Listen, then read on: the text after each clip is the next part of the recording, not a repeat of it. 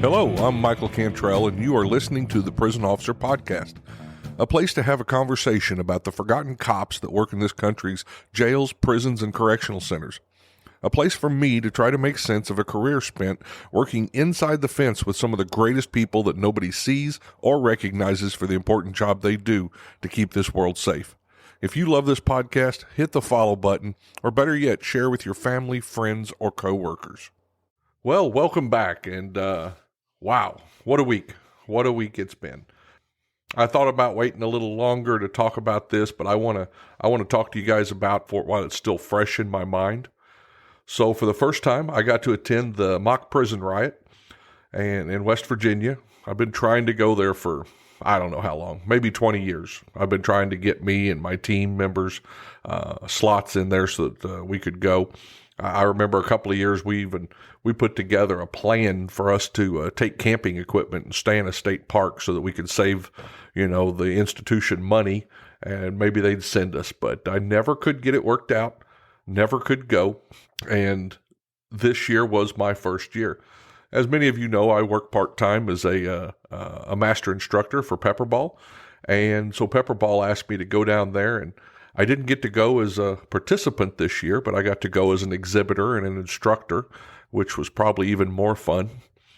And for those of you that don't know what the MOCK Prison Riot is, well, it's everything. It's a trade show.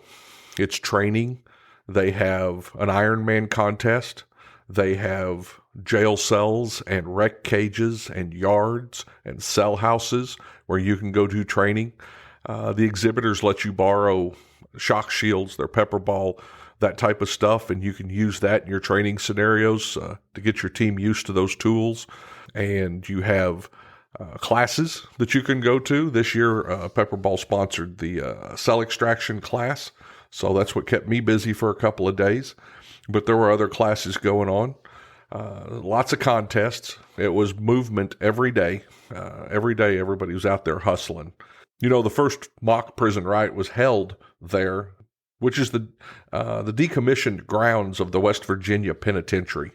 The West Virginia Penitentiary was there between 1876 and 1995, and then I think the first year for the MOCK was 1997.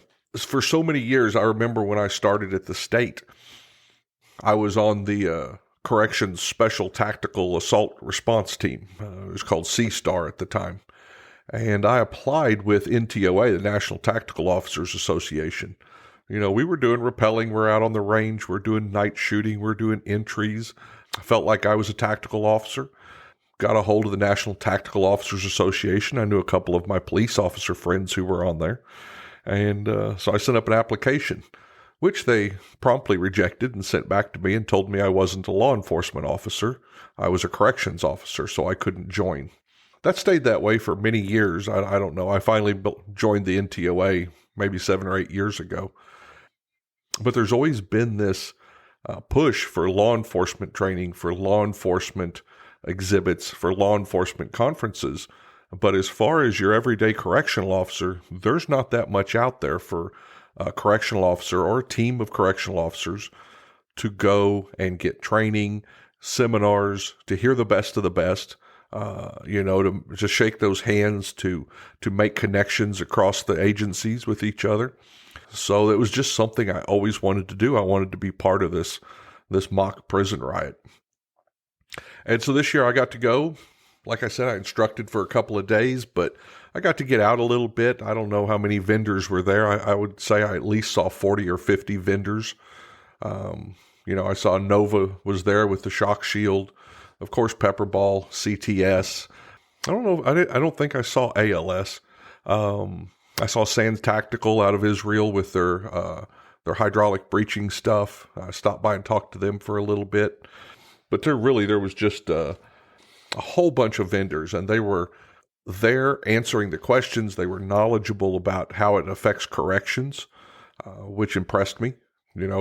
Yes, law enforcement and corrections, we do a lot of the same things, but some things are very focused on the corrections area.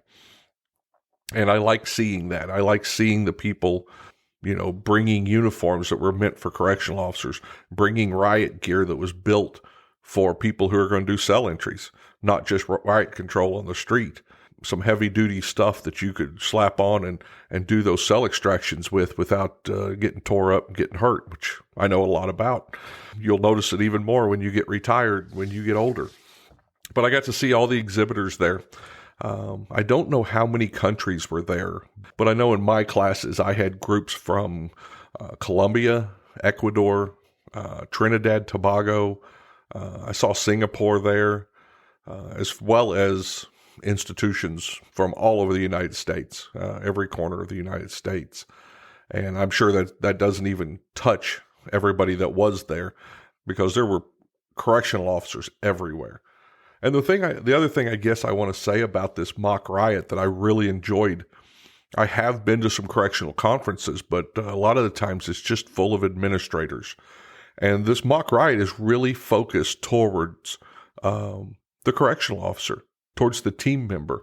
You know, they had an Ironman competition but you know, the basic stuff, climbing up a rope and, crawling through Jacob's ladder, crawling through a tunnel, jumping over and under and running. And I think there was a 2-mile run that was part of it. So everybody looked pretty smoked by the time they got back through. But it was all geared towards officers, towards the people who keep the prisons running day in and day out. So I was just so excited to see that, and to see them in an area where they could relax and where they could relate to each other. And I saw teams talking to teams and swapping stories and swapping techniques and probably swapping a couple of lies here and there, but that's okay. I saw teams who were stacked up training over and over on the same thing till they got it right. You know, because it's not too often that a lot of times we get shoved off to the side, and they have you go out there and, hey, go put down some spray paint, and you can pretend like that's a housing unit. I don't know how many cell entries I've done using a baton, because we didn't have the delivery systems to take with us and to utilize. So for these teams to be able to come in here, use real facilities, real housing units, real dining halls, and to be able to shoulder a delivery system while they're doing it, or use a shield or a lot of the other stuff that was there, is just, it's training that you can't replace. Just super happy to see that. Talked to so many good people. It was the first time I had taught with an interpreter in the room. A couple of the foreign teams, they didn't speak English, so there was an interpreter that would sit there and restate what I was saying into some ear mics for them. So that was interesting and a little bit of a challenge, but I got to throw in some of my basic high school Spanish here and there. I think they appreciated that I tried. The attention in those classrooms was spectacular. You know, so many times in corrections, we have this mandatory training that we do every year, whether you call it annual training or yearly training. And it's something that you're forced to go do. So a lot of times standing in front of those classes, you've got people in the back, they're on their phone, they're distracted, they're wanting to be someplace else. But I know in these classes, and these were standing room only classes, the attention of the class was on you the whole time. I didn't see anybody looking at their phone. People wanted the knowledge that we were putting out. They were taking notes. And it's just so refreshing to see that and to be a part of that. I hope I get to do this many more times over the next few years. I'm happy I got to go. I thank Pepperball for giving me the opportunity to go down there and help instruct. And if you get the chance to go, by all means. I think they've already set the dates. Yeah. So the dates next year are the 30th of April through the 3rd of May in 2023. So by all means, if you can get a team together, if you can get the money put together with your administration and you can get down there, please come down. It's great training. I don't think you can replace it with very many other trainings that you're going to find. Just being part of that, seeing hundreds, maybe thousands of officers, male, female, from every part of the United States, from all over the world, and to be there with them as part of that training, as part of that networking, just getting to know each other and feeling like you're part of that greater group.